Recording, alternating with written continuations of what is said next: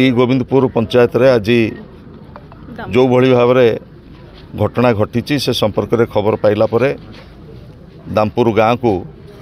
ओडिशार पूर्वतन मुख्यमंत्री विरोधी दल नेता श्रीयुत नवीन पट्टनायक आमको निर्देश देइछंती जाइकरी स्पॉट रे इनक्वारी करके किभली भाव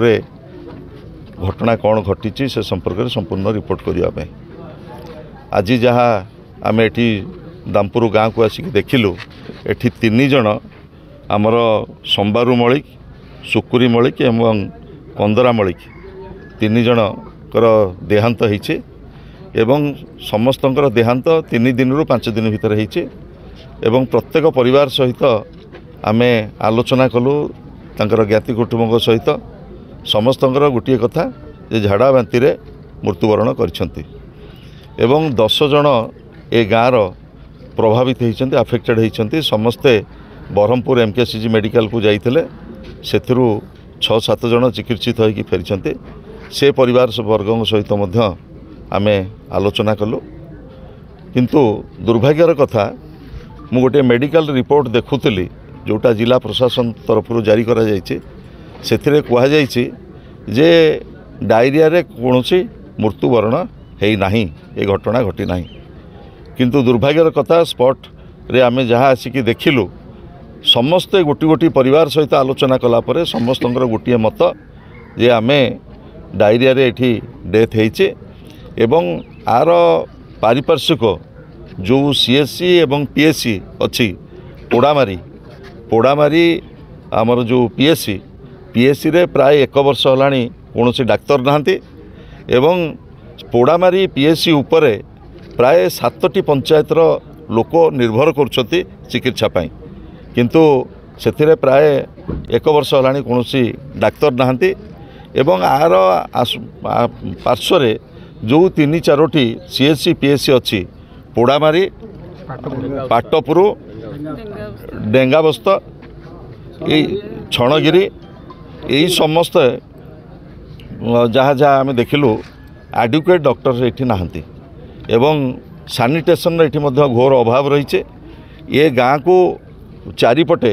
कुकुड़ा फार्म रही एवं कुकुड़ा फार्म जो वर्ज्यवस्तु परिचालना जेहेतु ठीक भाव होना से वर्ज्यवस्तु एवं एठी जदिओ गोटे पानी टांकी अच्छी जोटा लोक पीवा पानी हिसाब से व्यवहार कर मो जहाँ ये ग्रामवासी सहित एवं वार्ड मेंबर सहित जहाँ आलोचना कली एठी से टांकीटी प्राय 2 वर्ष होलानी सफा ही नहीं तेणु आज ये खबर पाइला परे एठी जदिओ सीडीपीओ एवं जड़े 2 जन डाक्तर आसिक पहुँचते किंतु ये चरम प्रशासनिक अवहेला एवं जनसाधारण प्रति जो सर्वनिम्न दायित्व सरकार से दायित्व निर्वाह करिबारे सरकार विफल होइचंती एटी पर्याप्त स्वास्थ्यर व्यवस्था नहीं डाक्तर नहांती कौन सीएससी पीएससी रे एवं एटी क्वाक जरिया रे एटी चिकित्सित होउचंती जहाँ फल 3 जनकर मूल्यवान केवल जीवन चली जाइनी 10 जन लोक एथरे प्रभावित होइचंती ये संपूर्ण गोटे आदिवासी गाँ एवं ये गाँर जो चतुर्पार्श्व कुकुड़ा फार्म जोगु आज एभली एक परिस्थिति सृष्टि होइछे एवं जिला प्रशासन जो प्रकार सीडीएमओ गोटे रिपोर्ट जारी करछंती मोर तांको निवेदन रहिबो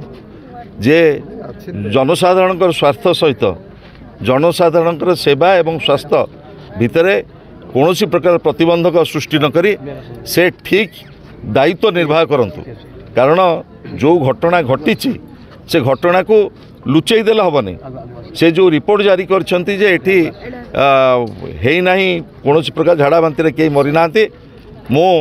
तांको प्रश्न करबा को चाहे से निजे आसंतु एठी मीडिया सामना रे एठी जनसाधारण जो रिपोर्ट देले ए गाँर जो परिवार सबू के तांकर परिवार चली जाइछंती मुरबी सब चली जाइछंती छोट छोट पिला माने मध्य प्रभावित होइछंती मो जाने ना ये घटना घटिला परे सीडीएमओ ए गाँ को आसचंती ना नहीं ए अंचल को आसचंती ना नहीं किंतु मोर जिला प्रशासन जिलापाल महोदय को दाबी रहिबो तुरंत पोड़ामारी सीएससी रे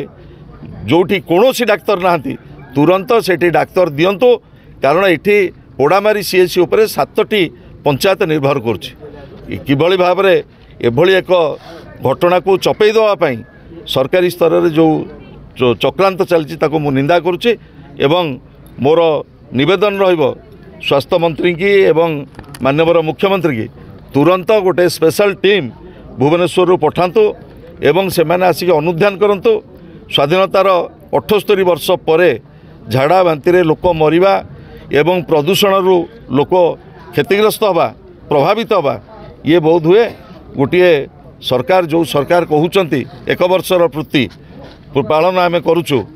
से मैंने आसिक देखा दरकार सरकार आसिक देखा दरकार जे गाँ गहलीर अवस्था कौन रही एठी जो 4टी सीएससी पीएससी अच्छी तुरंत खाली थिबा डाक्तर पोस्ट गुड़िक पूरण करंतु पोड़ामारी सीएससी रे जोठी कौन डाक्तर नहांती सेठी मध्य तुरंत डाक्तर पूरण करा जाओ।